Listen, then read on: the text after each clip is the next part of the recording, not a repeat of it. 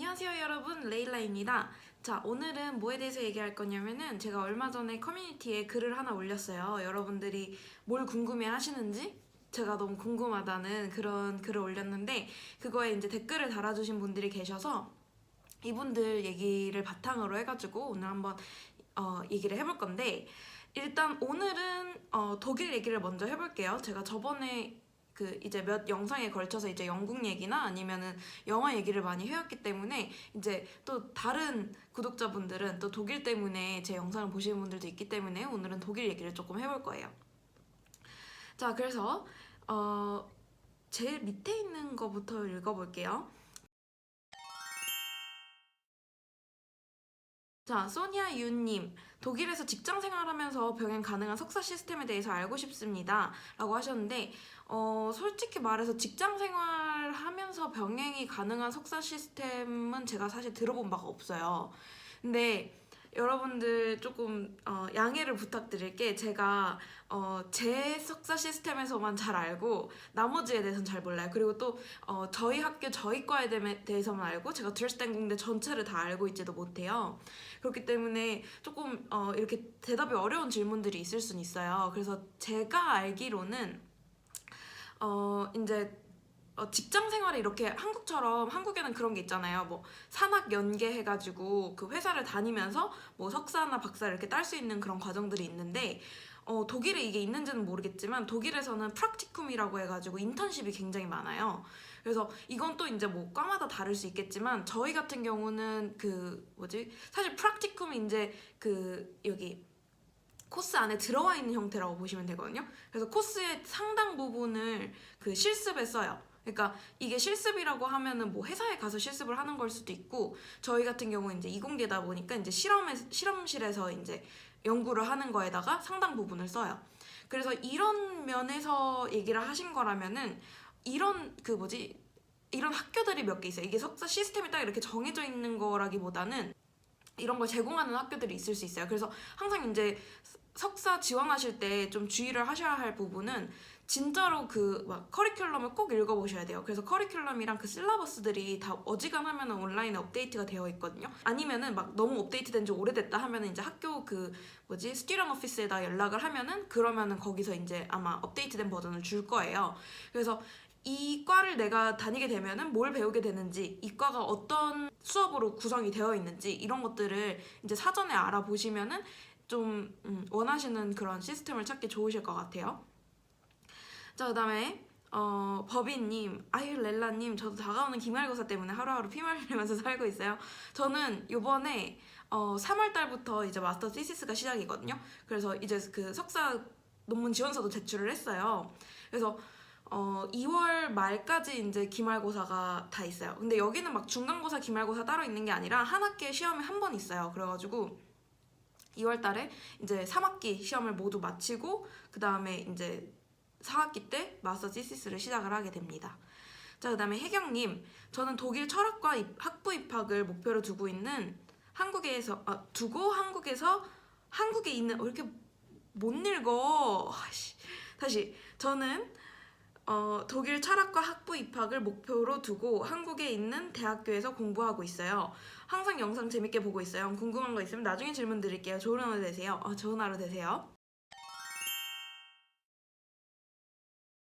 자, 그 다음에 C비타민님, 독일에서 석사 따고 싶은데 유명한 대학원들은 어디인가요? 예대이고 연극 관련 학과예요.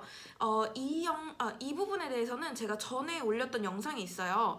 그래서 내가 지원하고 싶은 일단 학교들을 먼저 추려야 되거든요. 이 석사 지원을 할 때. 그래서 이 부분은 여기일 것 같아요. 여기에 있는 카드를 아닌가? 여긴가? 또 기억이 안 나네. 여긴지 모르겠지만 카드를 클릭하시면 제가 링크 해둘 테니까 그 학교 찾는 방법에 대해서는 알아보시면 좋을 것 같아요. 왜냐면 이 부분은 제가 예대에서 이제 유명한 학교들이 어디에 있는지는 잘 모르지만 인터넷으로 그게 서치가 가능해요. 그렇기 때문에 저 같은 경우에는 이제 생물학과에서만, 그러니까 이공계도 아니고 진짜 생물학과에서만 유명한 학교들을 얘기해 드릴 수 있어요. 그러니까 여러분한테 별로 그렇게 유용한 정보가 아니잖아요. 그렇기 때문에 이제 스스로 한번 찾아보시면 좋을 것 같아요.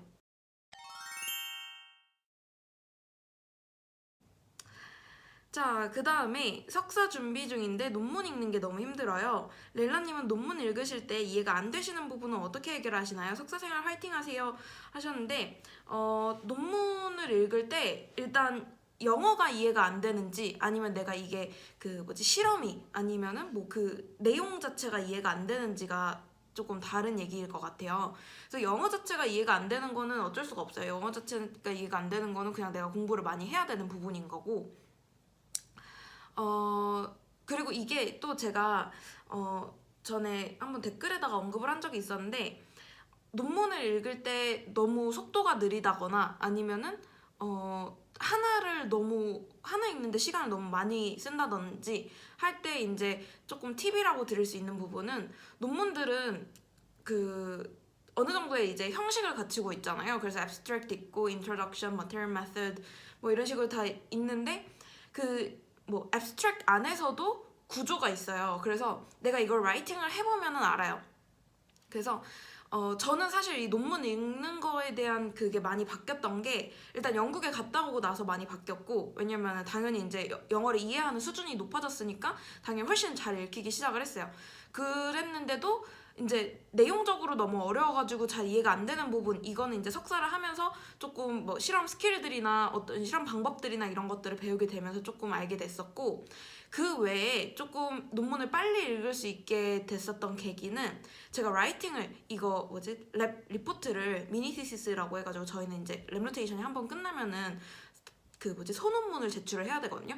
근데 그 소논문을 한번 쓰고 나니까 되게 이해력이 확 높아졌어요. 그래서 소논문을 쓰면서 이제 이거는 내가 수동적으로 이렇게 읽는 게 아니라 내가 능동적으로 써야 되는 거잖아요.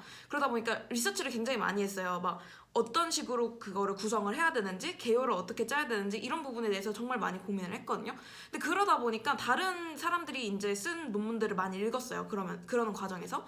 그래서 다른 사람들이 쓴 걸 보니까 항상 똑같은 패턴으로 가는 거예요. 처음에는 이런 것들을 설명을 했다가 거기에 이제 문제점이 있다. 그래서 내가 이거를 해결하고자 이 논문을 썼다. 이런 식으로 다 그 진행되는 틀이 있거든요. 그래서 그거에 맞춰서 보다 보니까 이쯤에서는 이 얘기가 나오겠구나 하는 그런 감이 생겼어요. 그러니까 논문을 처음부터 끝까지 이렇게 쭉 읽어야지 그 이해가 되는 게 아니라 내가 필요한 부분이 어디에 있는지에 대한 감을 잡게 됐거든요.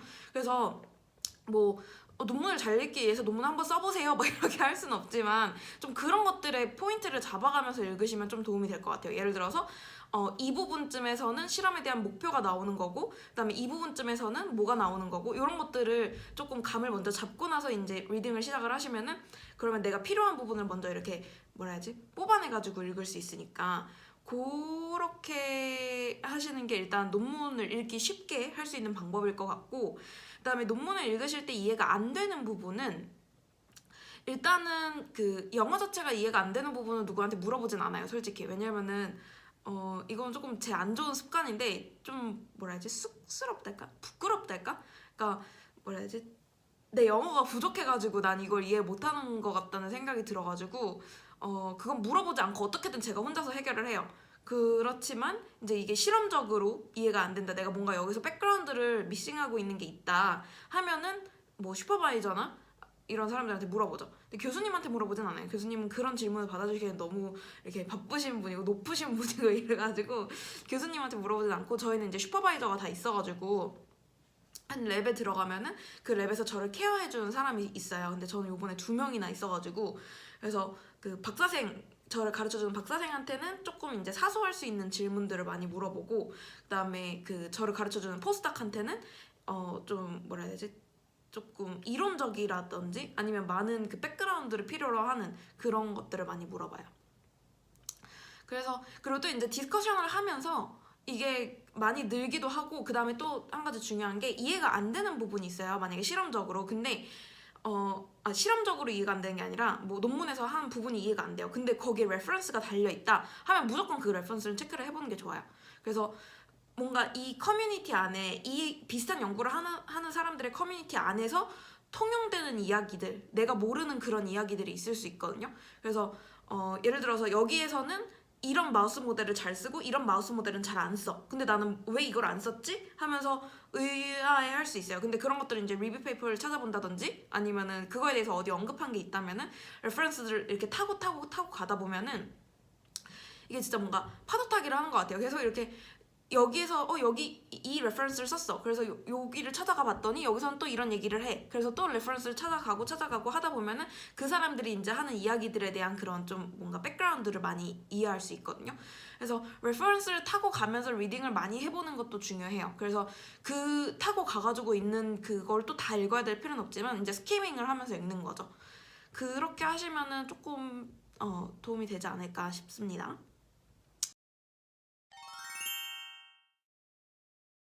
자, 그다음에 영준님, 드레스덴에 있는 독일어 학원 추천 좀 부탁드려도 될까요? 그다음에 어학하기에 괜찮은 도시인지 알고 싶습니다 하셨는데 어학하기에는 괜찮다고 생각은 해요. 왜냐면은 일단 뭐 베를린이나 아니면은 프랑크푸르트 같이 제 큰 도시가 아니기 때문에 큰 도시긴 한데 근데 이제 인터내셔널하지 않다고 하는 게 좀 맞을 것 같아요. 그래서 사람들이 영어를 잘 안 써요. 여기선 정말로 잘 안 써요. 그래서 어지간하면 독일어로 다 커뮤니케이션을 해야 되거든요. 그런 뭔가 좀 프레셔가 있으니까 아무래도 독일어를 연습하기엔 좋을 것 같아요. 그게 첫 번째. 그 다음에 드레스덴 방값이 진짜 싸요. 그래서 아마 이게 독일에 있는 모든 그 큰 도시들을 비교해봤을 때 제일 싸다고 했던 것 같거든요. 제가 알기로. 근데 카더라라서 잘 몰라요. 근데 얼마 전에 남자친구가 그런 얘기를 한 적이 있어가지고 아마 뭐 기사 같은 데서 읽은 것 같은데 드레스덴이 굉장히 싼 도시예요. 그 방값이. 그래서 생활비 면에서 굉장히 괜찮고 그다음에 드레스덴에 있는 독일어 학원은 제가 딱 한 군데 다녀봤거든요. 제가 이제 TU 드레스덴에서 이제 공짜로 제공하는 그 코스도 들어봤었는데 거기는 너무 멀기도 했고 선생님이 뭔가 좀 의욕이 없는 것 같았어. 근데 이건 또 레벨 따라 선생님 따라 다 다르긴 할 테지만 저는 그 선생님은 별로 뭐라 해야지? 마음에 안 들었어요. 그래가지고 거기는 뭐 이게 이제 일반인들도 할 수 있는지 TUD 학생이 아니어도 할 수 있는지는 모르겠지만 저는 거기는 별로 추천을 안 하고 제가 다녔던 데는 이제 제가 사비로 돈을 내서 다녔던 데는 인링구아라는 데거든요. 근데 여기는 선생님이 굉장히 좋았어요. 근데 인링구아도 조금 뭐라 해야 되지?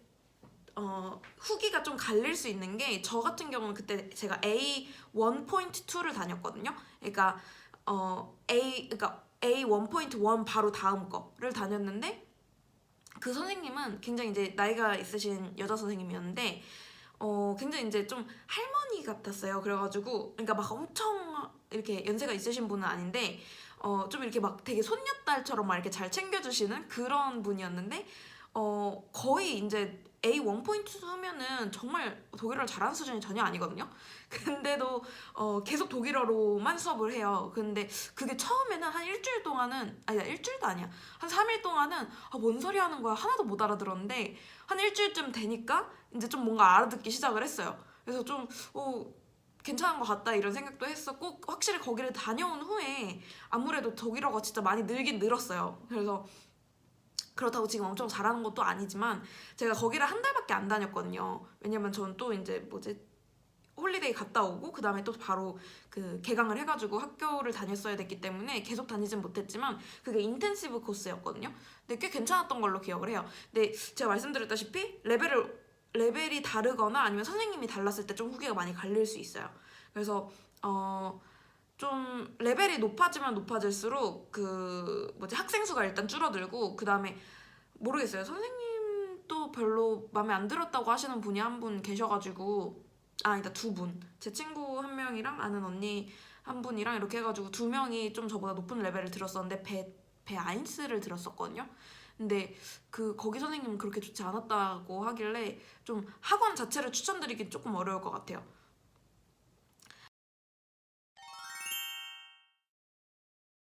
자, 그 다음에 노네임님 독일 유학 갈 때 한국의 대학교가 문제가 될 수 있나요? 그러니까 명문대 진학한 사람과 그저 그런 대학을 진학한 사람들 간에 차이가 있나요? 하셨는데 자, 이거 굉장히 중요한 질문이에요. 왜냐면은 절대 중요하지 않거든요. 뭐래.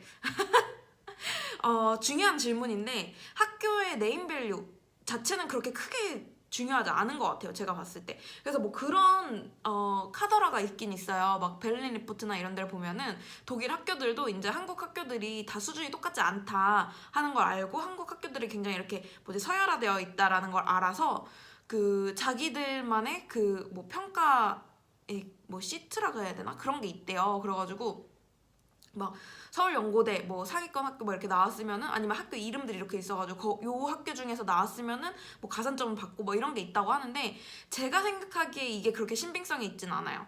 그래서 이건 근데 제 생각이에요. 사실은 어떤지 모르겠어요. 근데 제가 스스로 느끼기에는 저는 단국대를 나왔는데 그렇다고 해서 막 높은 점수를 받은 것도 아니고 낮은 점수를 받은 것도 아닌 것 같아요. 왜냐면 그 사람들은 인터내셔널 학생들을 전 세계에서 봤거든요. 근데 모르겠어요. 독일 학교 이제 독일 코스를 가시는지 모르겠지만 인터내셔널 스튜던트는 진짜 전 세계에서 와요. 근데 그 학교 그 나라마다 그 학교들을 랭킹을 다 매겨가지고 그 점수를 얼마나, 그게 그리고 또 이렇게 저기가 있지도 않잖아요. 그 뭐랄까 평가 가능하지 않다고 해야 되나? 이 나라에 있는 학생들은 점수 서열화를 시키고 저 나라에 있는 학생들은 점수 서열화를 안 시켜. 그럼 이거는 공평하지 않잖아요. 그래서 제 생각에는 그건 좀 루머인 것 같아요. 그래서 그 뭐지 명문대라고 점수를 더 받지도 않고 좀 이름 없는 학교라고 해서 점수를 덜 받진 않는 것 같아요, 제가 느끼기에는. 그리고 또 근데 그건 있어요. 그게 H 플러스 학교인가? 그래서 이게 4년제 대학교인지 아니면 3년제인지 전문대인지 이런 것들을 구분해가지고 H 플러스 학교인가? 이거 잘 기억이 안 나는데 아무튼 그런 것들을 구분하긴 해요. 그래서 4년제 대학교 안에서는 구분을 안 하지만 이 대학교 자체 커리큘럼 자체가 3년제인지 4년제인지 요거는 차이가 있는 것 같아요.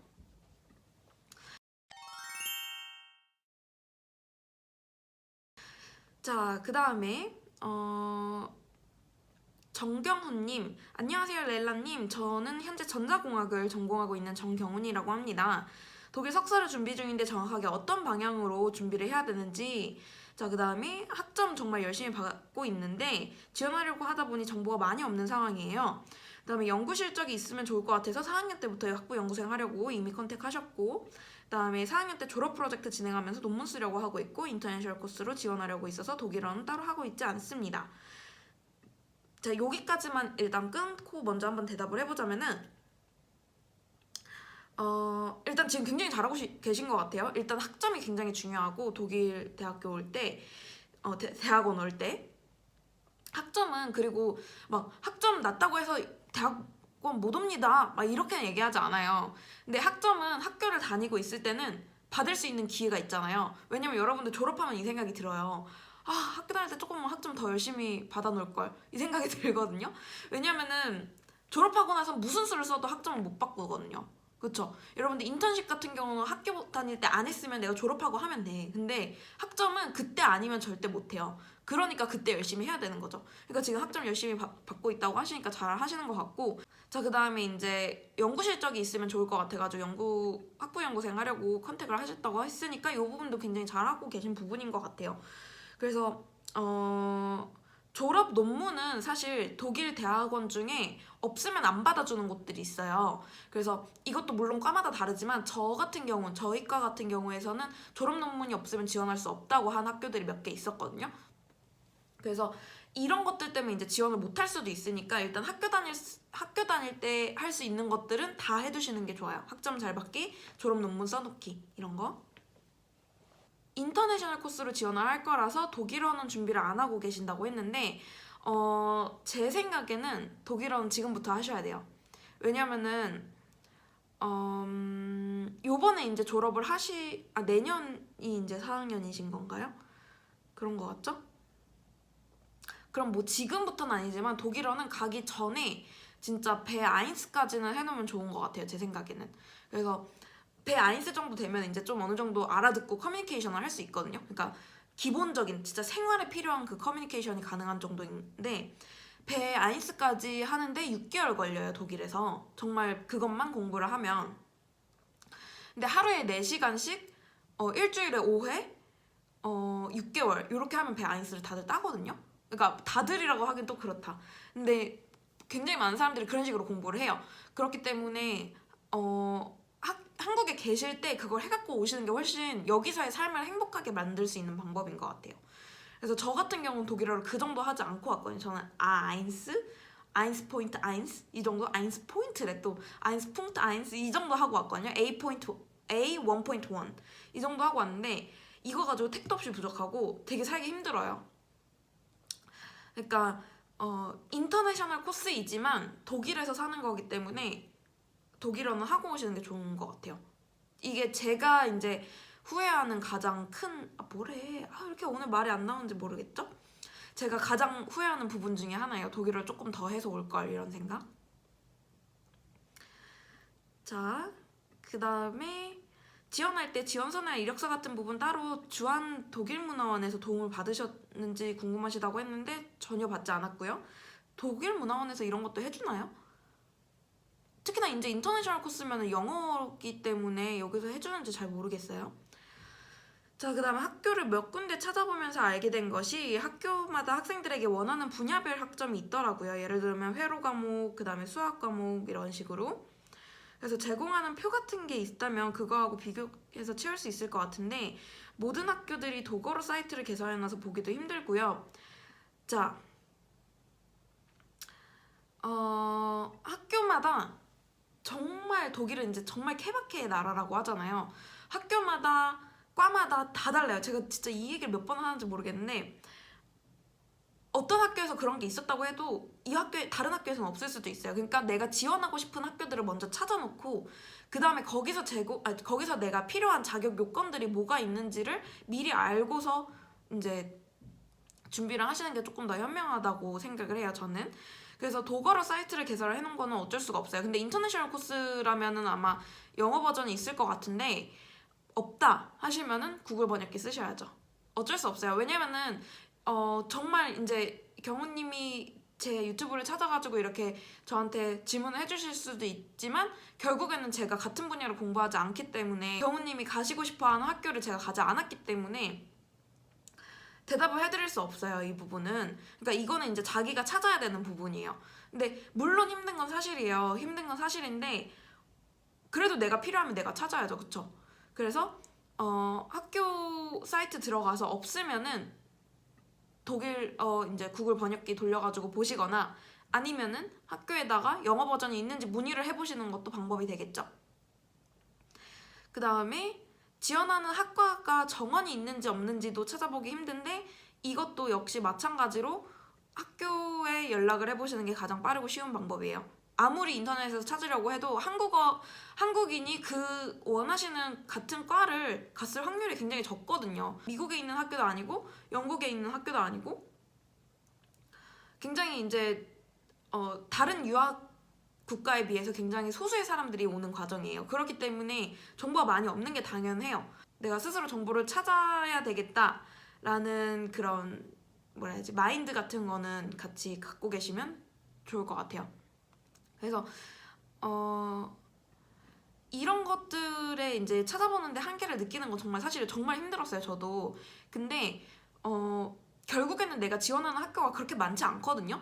저 같은 경우는 17개를 지원을 했지만 17개를 다 하셔야 될 필요는 없어요. 저는 이제 찾아가지고 내가 진짜 이거는 내가 아무리 독일이라고 해도 가기 싫다 하는 학교들 빼고 추려낸 게 이제 17개였거든요. 그래서 거기를 그냥 다 넣었어요. 근데 조금 멍청했던 게 좀 그런 식으로 했었으면 좋을 것 같아요. 너무 가고 싶은 학교, 좀 별로인 학교, 그리고 중간쯤인 학교. 이렇게 해가지고 좀 세 그룹으로 나눠가지고 한 그룹당 2개씩 이렇게 지원을 하시면은 조금 이제 안전빵도 있고 붙을 만한 그런 학교도 있고 내 수준보다 높은 학교들도 있고 이런 식으로 해가지고 지원을 할 수 있지 않을까 이런 생각이 좀 들어요. 그러니까 한 학교 6개 찾아보는 건 일도 아니거든요. 지원하실 때 정말 자소서 쓰고 지원서 쓰고 하실 때 학교 홈페이지에 정말 매일같이 들어가서 읽어야 돼요. 그러니까 이런 부분들은 누가 도와줄 수 있는 부분이 아니거든요. 그래서 스스로 해보시는 게 가장 빠른 방법이에요, 사실은. 그리고 이제 다른 기관이라고 하셨는데 예를 들어서 뭐 유학원이나 이런 데서 도와줄 수는 있지만 저도 사실 유학원에다 컨택을 해봤어요. 처음에 이런 것들을 제가 독일에 대해서 아는 게 하나도 없으니까 누군가의 전문가의 도움을 받고 싶어가지고 컨택을 해봤는데 유학원 쪽에서 이런 얘기를 하시는 거예요. 영어 성적도 그럼 있고 그 다음에 영어도 잘하시고 지원서도 스스로 쓰실 거고 하면은 저희가 뭘 도와드려야 되는 거죠? 이러시는 거예요. 그래서 그 얘기를 딱 듣고 그때 제가 그 독일 유학원 이제 상담 예약들을 좀 잡아놨었는데 그걸 다 취소했어요. 뭔가 독일 유학원에서 나를 도와줄 수는 없겠구나 하는 생각이 들었었거든요, 그때. 요즘은 또 어떨지 몰라요. 1년 새에 많이 바뀌어가지고 요즘은 뭐 이공계 쪽에서도 이제 석사 지원하는 거를 유학원에서 케어를 해주는지는 모르겠지만 제 생각에는 아직까진 그러지 않은 것 같아요. 그래서 이런 부분들은 스스로 하셔야 되는 부분인 것 같아요. 자, 그 다음에 동규님 안녕하세요. 이번에 독일 대학원에 영어 석사과정 지원할 예정입니다. 입학 전원이 NC인 학교들이 IELTS 6.0 조건인데 그 이상의 영어 점수를 만들 필요가 있을까요? 하셨는데 똑같아요. 미국 학교들하고 마찬가지로 여기도 IELTS가 6.5 이상이면 상관없어요. 그러니까 6.5여도 된다는 거죠. 뭐 9.0이라고 점수를 더 받는 게 아니에요. 그래서 이 requirement는 영어 같은 경우는 얘가 진짜 요 수준 정도는 돼야지 우리 수업을 이해할 수 있다 이런 거거든요. 그러니까 6.5 이상이면 상관이 없어요. 그래서 그렇잖아요. 우리 같이 이제 영어 네이티브가 아닌 사람들이 굉장히 뭐 똑똑하고 실력도 좋아 이 분야에서. 근데 미국에 있는 애가 그 영어는 이제 네이티브잖아요. 근데 걔는 나보다 이제 덜 똑똑하고 실력 나빠. 근데 영어를 잘해. 그런다고 해서 걔한테 점수를 더 주는 거는 좀 불공평하잖아요. 그쵸? 우리가 여기서 이제 판별하고자 하는 거는 우리의 영어 실력이 아니라 우리의 영어 실력은 이 수업을 알아들을 수 있는지 그 다음에 그 뭐 디스커션 같은 거를 영어로 커뮤니케이션을 할 수 있는지에 대한 얘기고 그 나머지 그 외의 부분들이 사실은 석사 입학을 결정하는 중요한 부분이에요. 그래서 저희 같은 경우는 이제 연구 경험이라든지 아니면 문제 해결 능력 이런 것들을 많이 보는 편이고 그다음에 뭐 다른 과에서는 모르겠어요. 다른 과에서는 이제 그에 해당하는 비슷한 뭐 관련 경력이라든지 이런 것들을 많이 보겠죠. 그래서 영어 같은 경우는 진짜 6.5가 그 조건이다 하면은 그냥 6.5 받으시면 돼요. 자, 그렇게 해서 오늘은 이제 독일 석사 아니면 독일에 대한 이야기들을 이제 조금 해봤는데 많은 분들이 이제 영어 석사 과정을 지원을 생각을 하시는 것 같아요. 근데 제가 이제 나중에 또 비슷한 영상을 하나 마련할 계획이긴 한데 일단 영어 석사 과정이라고 해서 독일어가 필요가 없는 건 절대 아니에요. 그래서 제가 아까도 말씀드렸다시피 영어 석사 과정을 준비를 하시더라도 독일어는 꼭 공부를 해서 오시는 거를 저는 추천을 드려요. 자, 그래서 오늘은 여기까지 이야기를 하는 걸로 할게요. 그래서 벌써 30분이나 이야기를 했는데 또 궁금하신 부분이 있으시다면은 제가 다음에 또 한번 커뮤니티에다가 글을 올릴게요. 그래서 거기에 있는 질문들을 추려가지고 이런 식으로 또 답변하는 영상을 만들어 볼 계획입니다. 여러분들 시청해주셔서 너무 감사하고요. 우리는 다음에 또 비슷한 류의 영상으로 또 만납시다. 안녕!